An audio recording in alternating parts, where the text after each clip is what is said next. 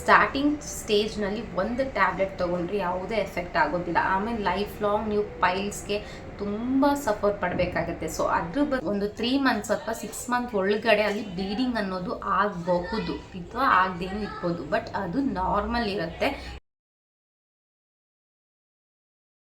Hi hello friends, ಎಲ್ಲರೂ ಹೇಗಿದ್ದೀರಾ? ನಾನು ಕೂಡ ಚೆನ್ನಾಗಿದ್ದೀನಿ, ನೀವು ಕೂಡ ಚೆನ್ನಾಗಿದ್ದೀರಾ ಅಂತ ಭಾವಿಸ್ತಾ welcome back to my YouTube channel. ನಾನು ನನ್ನ ಲೈಫ್. ಇವತ್ತು ಫ್ರೆಂಡ್ಸ್ ಏನಂತ ಹೇಳಿದ್ರೆ, ಸಾಮಾನ್ಯವಾಗಿ ಆಫ್ಟರ್ ಡೆಲಿವರಿ ಎಲ್ರಿಗೂ ಕೂಡ ಒಂದು ಪೈಲ್ಸ್ ಭಯ ಇದ್ದೇ ಇರುತ್ತೆ. ಇಷ್ಟೋ ಜನರಿಗೆ ಆಫ್ಟರ್ ಡೆಲಿವರಿ ಸಿ ಸೆಕ್ಷನ್ ಆಗಿರ್ಬೋದು ಅಥವಾ ನಾರ್ಮಲ್ ಡೆಲಿವರಿ ಆಗಿರ್ಬೋದು, ಪೈಲ್ಸ್ ಅನ್ನೋದು ಆಗ್ತಾ ಇರುತ್ತೆ. ಇತ್ತೀಚಿನ ದಿನಗಳಲ್ಲಿ ತುಂಬಾ ಜಾಸ್ತಿ ಆಗ್ತದೆ. ಸೊ ಕಾರಣ ಏನು, ಪರಿಹಾರ ಏನು, ಅದು ಕಂಪಲ್ಸರಿ ಎಲ್ರಿಗೂ ಆಗೇ ಆಗುತ್ತಾ ಒಂದು ಪೈಲ್ಸ್ ಅನ್ನುವಂಥದ್ದು? ಸೊ ಮತ್ತು ಆದರೆ ಹೋಗೋದಿಲ್ವಾ, ಈ ರೀತಿಯ ಒಂದು ಡೌಟ್ಸ್ಗಳು ತುಂಬ ಇದೆ. ಸೊ ಹಾಗಾಗಿ ಇವತ್ತು ನಾನು ಅದ್ರ ಬಗ್ಗೆ ಡೀಟೇಲ್ಡಾಗಿ ನಾನು ಮಾತಾಡ್ತಾ ಇದ್ದೀನಿ. ಹಾಗಿದ್ರೆ ಫ್ರೆಂಡ್ಸ್, ನೀವೇನಾದರೂ ನಮ್ಮ ಚಾನಲ್ಗೆ ಸಬ್ಸ್ಕ್ರೈಬ್ ಆಗದೆ ನೋಡ್ತಾ ಇದ್ದೀರಾ, ಪ್ಲೀಸ್ ಚಾನಲ್ನ ಸಬ್ಸ್ಕ್ರೈಬ್ ಮಾಡ್ಕೊಳ್ಳಿ. ಹಾಗೆ ನಿಮ್ಮ ಫ್ಯಾಮಿಲಿ ಫ್ರೆಂಡ್ಸ್ ಜೊತೆ ಕೂಡ ಶೇರ್ ಮಾಡಿಕೊಂಡು ನಮ್ಮ ಚಾನಲ್ಗೆ ಸಪೋರ್ಟ್ ಮಾಡೋದನ್ನ ಮರಿಬೇಡಿ. ಸೊ ಇವಾಗ ವಿಷಯಕ್ಕೆ ಬಂದುಬಿಡೋಣ. ಸೊ ನಾನು ಆಲ್ರೆಡಿ ಹೇಳಿದೆ, ಇವಾಗ ಆಫ್ಟರ್ ಡೆಲಿವರಿ ಸಿ ಸೆಕ್ಷನ್ ಆಗಿರ್ಬೋದು ಅಥವಾ ನಾರ್ಮಲ್ ಡೆಲಿವರಿ ಆಗಿರ್ಬೋದು, ಎಲ್ರಿಗೂ ಕೂಡ ಪೈಲ್ಸ್ ಅನ್ನೋದು ಆಗ್ತಾ ಇರುತ್ತೆ. ಸೊ ಯಾವ ಕಾರಣಕ್ಕೆ ಒಂದು ಪೈಲ್ಸ್ ಆಗ್ತಾ ಇರುತ್ತೆ ಎಲ್ರಿಗೂ? ಸೊ ಈ ಪೈಲ್ಸ್ ಅನ್ನೋದು ಎಲ್ರಿಗೂ ಆಗೇ ಆಗುತ್ತಾ? ಇದು ಕಾಮನ್ನ ಅಥವಾ ನಮ್ಮ ಒಂದು ಲೈಫ್ ಸ್ಟೈಲ್ ಮೇಲೆ ಅದು ಡಿಪೆಂಡ್ ಆಗುತ್ತಾ ಅಂತ ನೋಡೋದಾದರೆ, ಮೊದಲಿಗೆ ಎಲ್ರಿಗೂ ಕೂಡ ಏನು ಒಂದು ಸಿ ಸೆಕ್ಷನ್ ಆಗಿರ್ಬೋದು, ಅದರಲ್ಲೂ ನಾರ್ಮಲ್ ಡೆಲಿವರಿಗೆ ಇದು ತುಂಬ ಜಾಸ್ತಿ ಒಂದು ಟೈಮಲ್ಲಿ ತುಂಬ ಜಾಸ್ತಿ ಪ್ರೆಷರ್ ಇರೋದ್ರಿಂದ ಹೆಚ್ಚಾಗಿ ನಾರ್ಮಲ್ ಡೆಲಿವರಿ ಅವರಿಗೆ ಆಗುತ್ತೆ. ಸೊ ಇದು ಎಲ್ರಿಗೂ ಆಗುತ್ತಾ ಅಂತ ನೋಡೋದಾದರೆ ಎಲ್ರಿಗೂ ಇದು ಆಗೋದಿಲ್ಲ, ಓಕೆನಾ?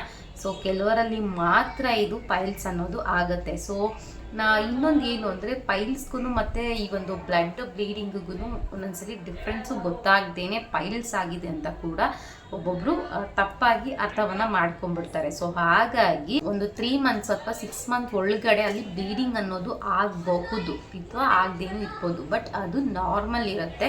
ಸೊ ಯಾವುದೇ ಪೈಲ್ಸು ಅಂತ ನೀವು ಅಂದ್ಕೊಳ್ಳೋದಕ್ಕೆ, ಕನ್ಸಿಡರ್ ಮಾಡೋದಕ್ಕೆ ಹೋಗಬೇಡಿ, ಓಕೆನಾ? ಸೊ ಯಾಕೆ ಈ ಒಂದು ಬ್ಲೀಡಿಂಗ್ ಅಥವಾ ಪೈಲ್ಸ್ ಅನ್ನೋದು ಆಗುತ್ತೆ ಅಂತ ನಾನು ಹೇಳ್ಬಿಡ್ತೀನಿ. ಯಾಕೆ ಅಂದರೆ, ಆವಾಗ ತುಂಬ ಜನಕ್ಕೆ ಮೋಷನ್ ಪಾಸ್ ಆಗಿರೋದಿಲ್ಲ. ಆ ಟೈಮಲ್ಲಿ ತುಂಬ ಫೋರ್ಸ್ ಇದರಿಂದ ಏನಾದರೂ ಮೋಷನ್ ಪಾಸ್ ಆದಾಗ ಈ ಒಂದು ಲಕ್ಷಣಗಳು ಕಾಣಿಸ್ಕೊಳ್ಳುತ್ತೆ. ಸೊ ಪೈಲ್ಸ್ ಆದರೂ ಆಗ್ಬೋದು, ಆ ಒಂದು ಕಾರಣಕ್ಕೆ ಫೋರ್ಸ್ ಆಗೋದ್ರಿಂದ ಪೈಲ್ಸ್ ಕೂಡ ಆಗುತ್ತೆ. ಸೊ ನಾವು ಯಾವ ರೀತಿ ಅಂದರೆ ಆಗದೇನೆ ನೋಡ್ಕೊಳ್ಳೋದು, ಆಗದೇ ಇರೋ ಥರ ನೋಡ್ಕೊಳ್ಳೋದು ಅಂದರೆ, ಫಸ್ಟ್ ಬ್ಲೀಡಿಂಗ್ ಆಗಿದ ತಕ್ಷಣ ಯಾರು ಕೂಡ ಪ್ಯಾನಿಕ್ ಆಗೋದಕ್ಕೆ ಹೋಗಬೇಡಿ. ಜಸ್ಟ್ ಅದು ನಾರ್ಮಲ್. ಯಾಕೆ ಪರಿಹಾರ ಏನಪ್ಪ ಅಂತ ನಾವು ನೋಡೋದಾದರೆ, ಹೆಚ್ಚು ನೀರನ್ನು ಕುಡಿಯುವಂಥದ್ದು. ಹೆಚ್ಚು ಯಾವಾಗ ನೀರನ್ನು ಕುಡಿತೀರ ನೀವು, ಆವಾಗ ಮೋಷನ್ ಪಾಸ್ ನೀಟಾಗಿ ಆಗುತ್ತೆ, ಯಾವುದೇ ಪ್ರಾಬ್ಲಮ್ ಇರೋದಿಲ್ಲ. ನೀವು ಯಾವುದೇ ಪ್ರೆಷರ್ ಹಾಕೋ ಅವಶ್ಯಕತೆ ಇರೋದಿಲ್ಲ. ಇನ್ನೊಂದು, ತರಕಾರಿಯಲ್ಲಿ ನಾರಿನ ಅಂಶ ಹೆಚ್ಚಾಗಿ ಇರೋದನ್ನ ನೀವು ಸೇವಿಸುವಂಥದ್ದು.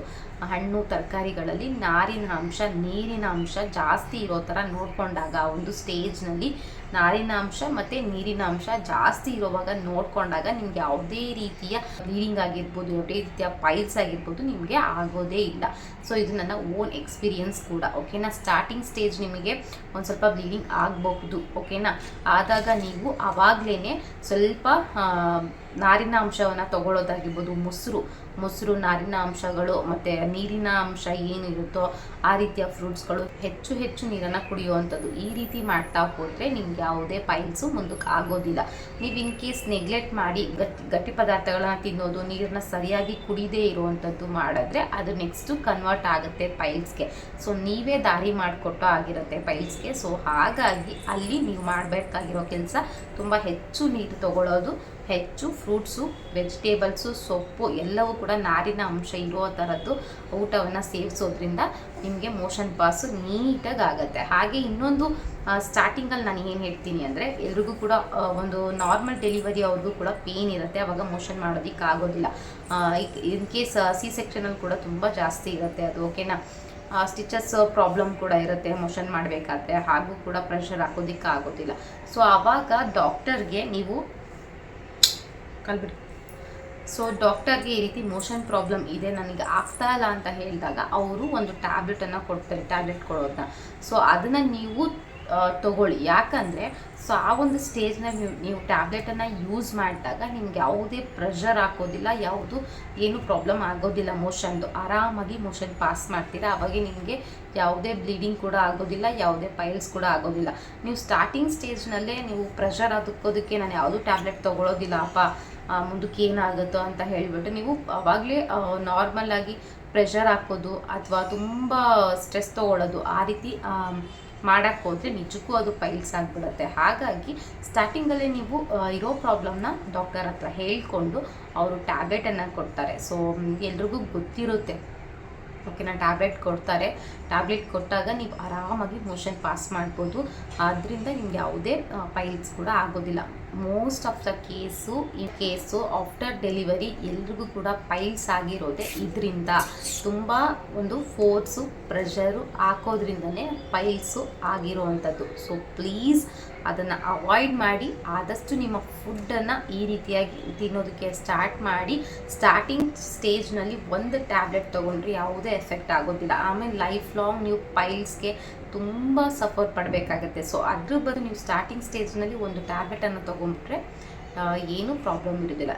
ಸಪೋಸ್ ಇವಾಗ ಯಾವುದೇ ನೀವು ಟ್ಯಾಬ್ಲೆಟ್ ತೊಗೊಂಡಿಲ್ಲ ಮತ್ತು ಏನೂ ಫುಡ್ಡು ಕೂಡ ಸರಿಯಾಗಿ ತಿಂದಿಲ್ಲ, ನನಗಿವಾಗ ಪೈಲ್ಸ್ ಆಗಿಬಿಟ್ಟಿದೆ ಅಥವಾ ಬ್ಲೀಡಿಂಗ್ ಆಗ್ತಾ ಇದೆ ಅಂತ ಅನ್ನೋರು ಕೂಡ ಇವಾಗಿಂದನೇ ಕೂಡ ಎಚ್ಚೆತ್ಕೊಂಡು, ಇನ್ನೂ ನಿಮ್ಮ ಬಾಣತನ ಮುಗ್ದಿರೋದಿಲ್ಲ, ಇವಾಗಿಂದನೇ ನೀವು ಎಚ್ಚೆತ್ಕೊಂಡು ಒಂದಷ್ಟು ನಾನು ಏನು ಹೇಳಿದೆ ಫುಡ್ಗಳು, ಆ ರೀತಿಯ ನಾರಿನ ಅಂಶದ ಫುಡ್ಗಳನ್ನು ತಿನ್ನೋದಕ್ಕೆ ಸ್ಟಾರ್ಟ್ ಮಾಡಿದ್ರೆ ನಿಮ್ಮ ಪೈಲ್ಸ್ ಆಲ್ಮೋಸ್ಟು ಕಡಿಮೆ ಆಗೋಗುತ್ತೆ. ಟ್ರೈ ಮಾಡಿ ನೋಡಿ. ಇದೆಲ್ಲ ನನ್ನ ಒಂದು ಓನ್ ಎಕ್ಸ್ಪೀರಿಯನ್ಸ್ ಪ್ರಕಾರ ನಾನು ಹೇಳ್ತಾ ಇರೋವಂಥದ್ದು. ಸೊ 2 ಕಿಡ್ಸ್ ಎಕ್ಸ್ಪೀರಿಯನ್ಸ್ ಪ್ರಕಾರ ನಾನು ಹೇಳ್ತಾ ಇದ್ದೀನಿ. ಸೊ ನಿಮ್ಮ ಬೇರೆ ಏನು ಕ್ವಶನ್ಸು ಅಥವಾ ಕಮೆಂಟ್ಸ್ ಏನಾದರೂ ಇದ್ದರೆ ನೀವು ಕ್ವಶನ್ನ ಕೇಳ್ಬೋದು. ಕನ್ಫ್ಯೂಷನ್ ಏನಾದರೂ ಇದ್ದರೆ ಕ್ವಶನ್ನ ಕಮೆಂಟಲ್ಲಿ ಹಾಕಿ ನಾನು ಆನ್ಸರ್ ಮಾಡೋಕ್ಕೆ ಟ್ರೈ ಮಾಡ್ತೀನಿ ಅಂತ ಹೇಳ್ತಾ, ಇವತ್ತಿನ ವಿಡಿಯೋ ನಿಮ್ಮೆಲ್ರಿಗೂ ಕೂಡ ಯೂಸ್ಫುಲ್ ಆಗಿರುತ್ತೆ. ನನ್ನ ಒಂದು ಚಾನಲಲ್ಲಿ ಏನಂದರೆ ತುಂಬ ಕಾಂಪ್ಲಿಕೇಟೆಡ್ ಇರೋದನ್ನ ಸ್ವಲ್ಪ ನಿಮಗೆ ಅರ್ಥ ಆಗೋ ರೀತಿ ಹೇಳುವಂಥದ್ದು, ಅದನ್ನ ಸ್ವಲ್ಪ ಈಸಿಯಾಗಿ ಮಾಡುವಂಥ ಕೆಲಸವನ್ನು ನಾನು ಮಾಡ್ತಾ ಇದ್ದೀನಿ ಅಷ್ಟೇ. ಸೊ ನನ್ನ ಒಂದು ಓನ್ ಎಕ್ಸ್ಪೀರಿಯನ್ಸ್ಗಳನ್ನ ನಿಮ್ಮ ಹತ್ರ ಶೇರ್ ಮಾಡ್ಕೊತಾ ಇದ್ದೀನಿ. ಸೊ ಪ್ಲೀಸ್ ನಮ್ಮ ಚಾನಲ್ಗೆ ಸಪೋರ್ಟ್ ಮಾಡಿ, ಹಾಗೆ ಸಬ್ಸ್ಕ್ರೈಬ್ ಆಗಿ ನಿಮ್ಮ ಫ್ಯಾಮಿಲಿ ಫ್ರೆಂಡ್ಸ್ ಜೊತೆ ಕೂಡ ಶೇರ್ ಮಾಡಿಕೊಂಡು ನಮ್ಮ ಚಾನಲ್ಗೆ ಸಪೋರ್ಟ್ ಮಾಡಿ ಅಂತ ಹೇಳ್ತಾ, ಸೊ ಇವತ್ತಿನ ಈ ವಿಡಿಯೋವನ್ನು ಇಲ್ಲಿಗೆ ಎಂಡ್ ಮಾಡ್ತಾ ಇದ್ದೀನಿ.